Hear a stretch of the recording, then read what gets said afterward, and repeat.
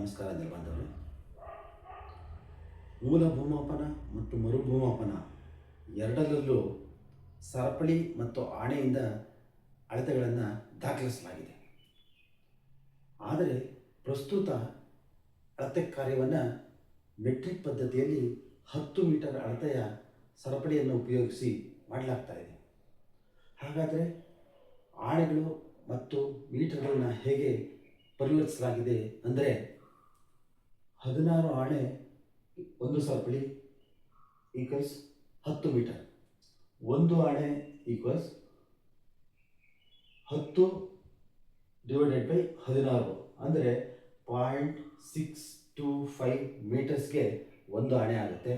ಇದೇ ರೀತಿ ಎರಡು ಆಣೆ 1.25, ಮೂರು ಆಣೆ 1.875, ನಾಲ್ಕು ಆಣೆ 2.5, ಐದು ಆಣೆ 3.125, ಆರು ಆಣೆ 3.75, ಏಳು ಆಣೆ 4.375, ಎಂಟು ಆಣೆ 5, ಒಂಬತ್ತು ಆಣೆ 5.625,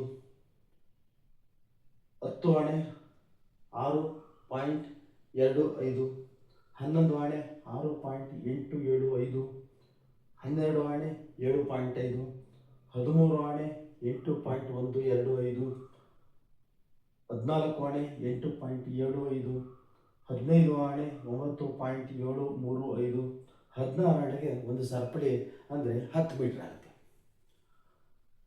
ಒಂದು ಮೆಟ್ರಿಕ್ ಸರಪಳಿಗೆ 50 ಕೊಂಡಿ ಇರುತ್ತೆ, ಅದನ್ನು 10 ಮೀಟರ್ ಅಂತಾರೆ. ಇದು ಲೀಸ್ಟ್ ಕೌಂಟ್ ಅಂದರೆ ಕಡಿಮೆ ಮಾಪನ ಅಂದರೆ 20 ಸೆಂಟಿಮೀಟರ್ ಆಗಿರುತ್ತದೆ. ಒಂದು ಸರಪಳಿ ಉದ್ದ ಒಂದು ಸರಪಳಿ ಅಗಲ ತೊಗೊಂಡ್ರೆ ಅದನ್ನು 10 × 10 ಮೀಟರ್ ಮಾಡಿದ್ರೆ 100 ಚದರ ಮೀಟರ್ ಬರುತ್ತೆ. ಇದನ್ನೇ ಒಂದು ಏರ್ಸ್ ಅಂತಾರೆ.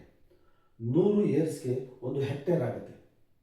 ಹಾಗಾದರೆ 1 ಹೆಕ್ಟೇರ್ಗೆ 2 ಎಕರೆ 19 ಗುಂಟೆ. ಇದನ್ನು ಸಹ ನಾವು ಎಕರೆಗಳಲ್ಲೇ ಪರಿವರ್ತನೆ ಮಾಡಬಹುದಾಗಿದೆ. 2 ಎಕರೆ 19 ಗುಂಟೆಯನ್ನು 40ರಿಂದ ಭಾಗಿಸಿದ್ರೆ 0.475 ಬರುತ್ತೆ.